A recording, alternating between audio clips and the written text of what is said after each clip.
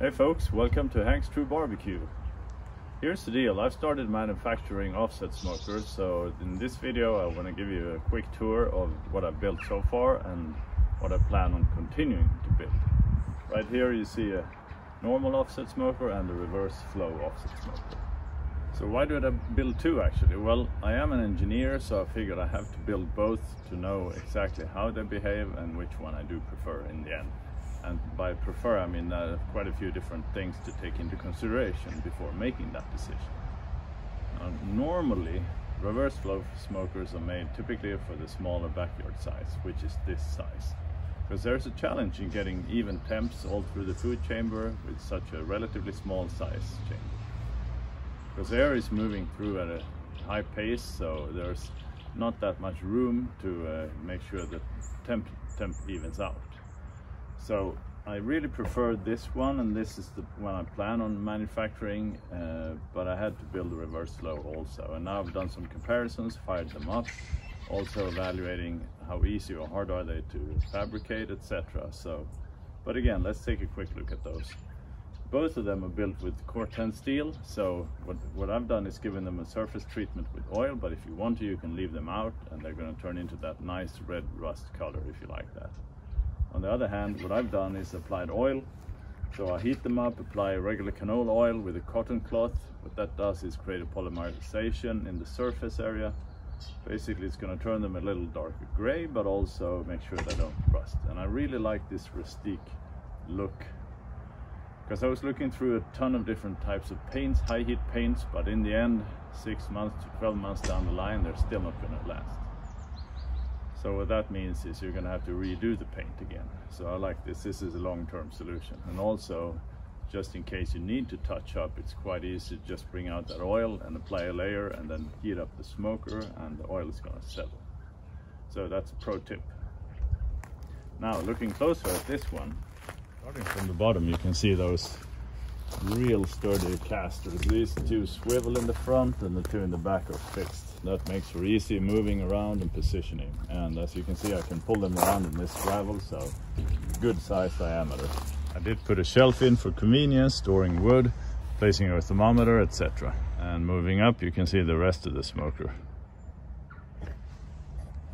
Now, so I did put in some design details like all these holes in the handles and the hinges, etc. This is the door stop. Put my sign on it, of course. I did make the handle rotate because it's quite convenient when opening and closing the doors. But these are heavy, so you need a sturdy handle. That's really good. This hole here is for the thermometer, obviously. They were a bit delayed, but I'm hoping they'll expect either today or tomorrow so I can put the thermometer in. Speaking of thermometers, I also have a hole here, a probe, thermometer probe hole, so you can just remove this bolt and pull the wires in here because they're quite sensitive, as you know. Don't want to squeeze those in between this heavy lid and possibly break them. So having a thermometer probe entry hole here on the side is real convenient. Got two shelves in here, full width shelves, as you can see. This is an industry standard water pan, real easy access. I like this. This smoker is designed for running with the water pan at all times, so make sure you always keep that filled up. We're going to typically leave 1 inch from the top so it doesn't boil, just in case you're running a real hot fire. These shelves are really convenient. Pull out, slide in. As you can see, they stay out so they don't drop on the floor or on your feet.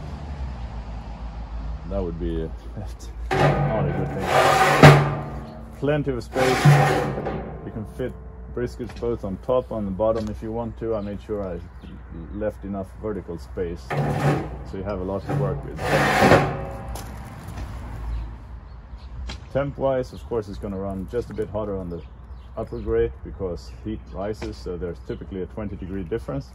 On the other hand, I kind of like it because that means you get different options. You can play with it either if you want to cook chicken up top or if you want to rotate meats halfway through the cook, which I typically do anyways, because if I'm cooking a lot of briskets, even on my monster smoker, I still have to shift them around, because as soon as you put food in here, you're going to start altering the airflow. and that means you get different temp zones. So moving food around is not a bad thing. Looking at the smokestack end, you can see there are bolts here, so you can easily remove the smokestack just in case you want to store it in some cramped space, or just leave it on. No point in removing this unnecessarily. We have the grease drain down here with a bucket like that, so all the grease and meat juices are going to run out while cooking, but of course that means you have to position it so it's at least level or just a bit higher in the firebox end. What I didn't do is put one of those ball valves in here. I figured we might as well just drain everything all the time. No point in closing it or forgetting to open it. It doesn't make much sense to me, so this one's always open at all times. The main draft's going to be pulled out through the smokestack anyway, so there's going to be zero air leakage out here. So it's all good. Moving over to the firebox end, I decided to keep things simple, like I've done on my big offset smoker, so I don't have an vent. But of course, as you can see, the logo is cut out, meaning this is going to supply plenty of air for the fire. Also, if you need more air, you can move the door open and position it at fixed positions just like that. I thought that was real convenient. And a wooden handle so you don't burn your fingers. And as a nice benefit, this is going to look real nice when you have a fire glowing on the inside. If I'm just running at low temps like 225 Fahrenheit, I can typically run it with the door almost closed. But again, this is good for wind protection. All right, yeah, I also put in some fireproof bricks here.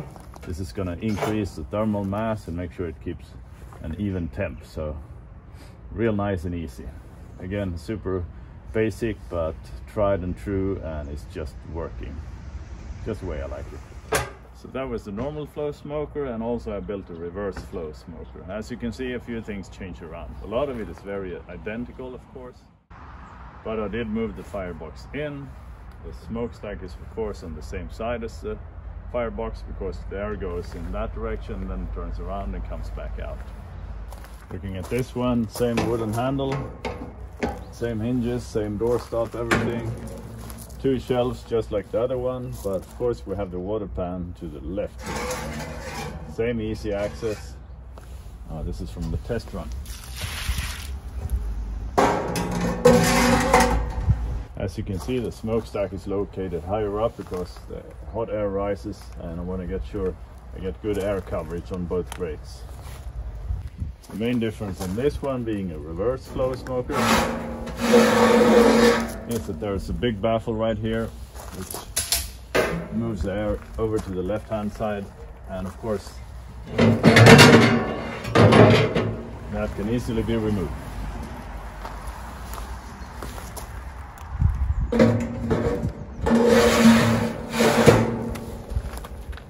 All in all, rock steady construction works superb, so this was a nice one and fun to build. A little more work, a few more pounds of material, so this one weighs a bit more, but except for that, real nice smoker. So all in all, a few smokers built. I have another one over there, but I'm real happy with how these turned out. I spent an insane amount of time trying and tweaking and measuring all the details to get these smokers to work really well. And I'm real happy with them. I like the reverse flow because it's even in temps, but at the same time I spent a lot of time getting this one, their normal flow smoker, to have almost the same temps all over the food chamber. So this is my favorite simply because I just like the simplicity of construction, like the not the actual build, but the way it's designed. So this is going to be first Hank's True smokers. These are going on to the store today to be sold, hopefully to a lucky owner, but I'm going to build more. So if you're interested, just hit me up on my website, hankstruebbq.com. There's a contact us form you can fill in if you want to. But if you're after that authentic true barbecue, there's nothing that beats an offset smoker. So do check these out if you like. Thank you for watching. Thanks very much. I'll see you guys next episode.